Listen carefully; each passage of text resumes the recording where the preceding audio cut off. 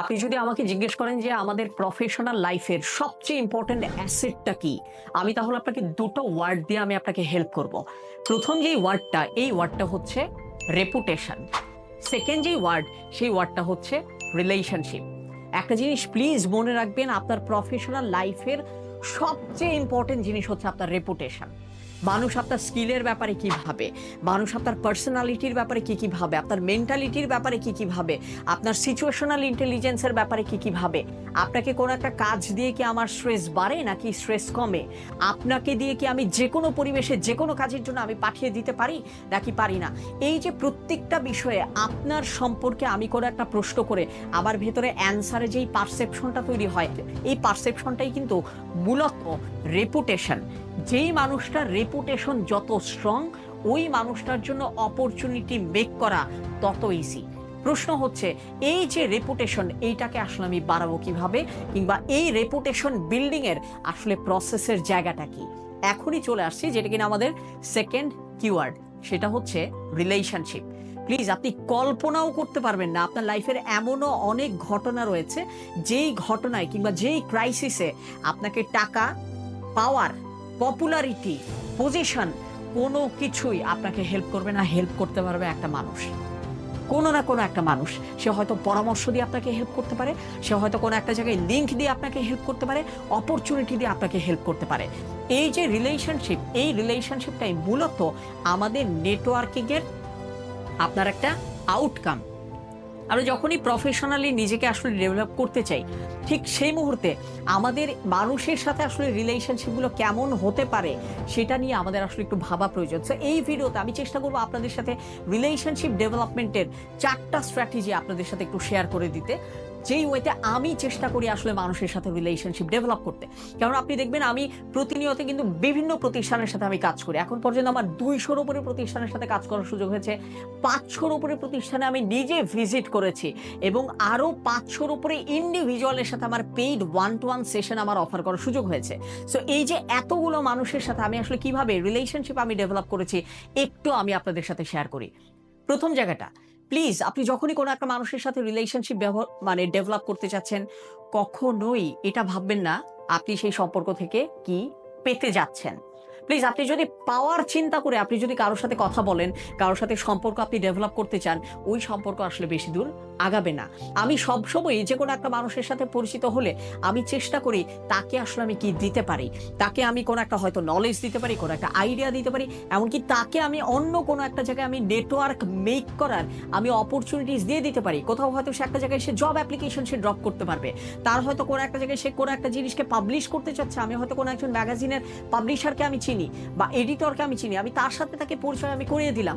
So যে কোনো সময় আমি কোনো একটা মানুষের সাথে যখন আমি রিলেশনশিপ বিল্ড আপ করতে যাই, কখনোই আমি পাওয়ার আশা নিয়ে যাই না।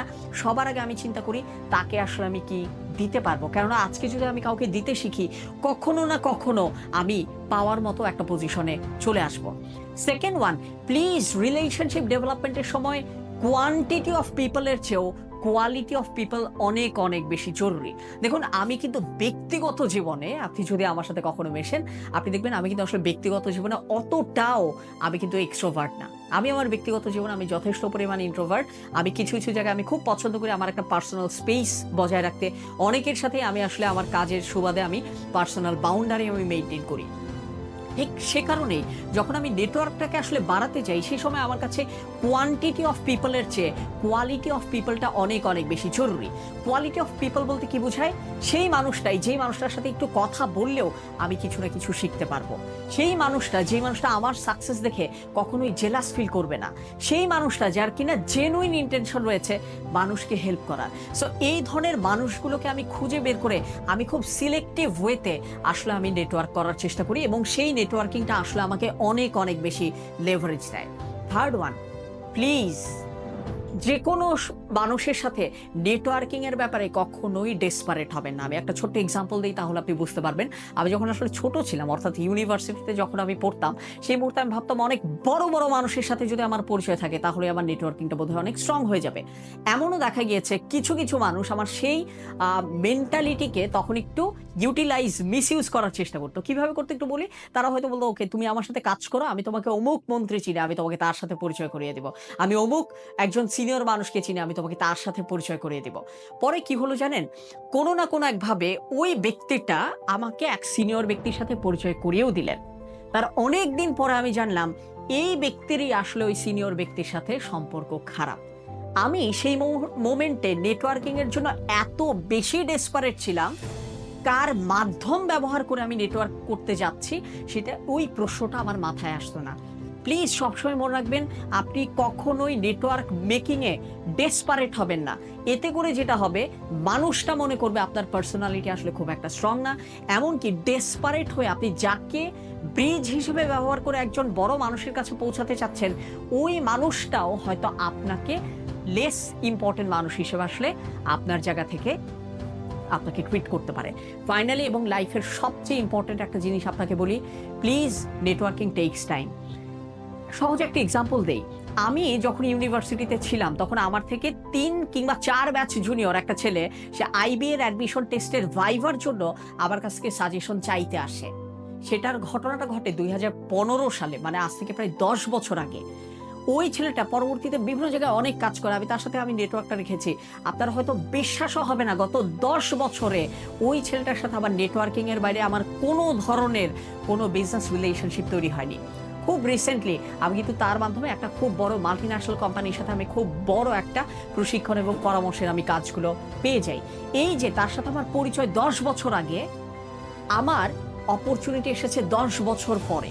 এই যে ১০ বছর ব্যাপী কোনো কিছু না পেয়ে একে অপরের সাথে যে নিঃস্বার্থভাবে সম্পর্ক ধরে রাখা, that's a important lesson. Please network tax time. কখনোই নিজেকে ওই ওভার অ্যাগ্রেসিভ করে ফেলবেন না। এখনই আমার নেটওয়ার্কিং এর আসলে বেনিফিটটা লাগবে, এখনই আমার সেই অপরচুনিটিস লাগবে, কেননা সম্পর্ক সময়ের সাথে সাথেই স্থায়ী হয় এবং সুফল নিয়ে আসে। প্লিজ এই ৪টা জিনিস যদি আপনি আপনার জায়গা থেকে মাথায় রাখেন, আপনার জন্য নেটওয়ার্কিং আরো অনেক বেশি স্ট্রং হবে।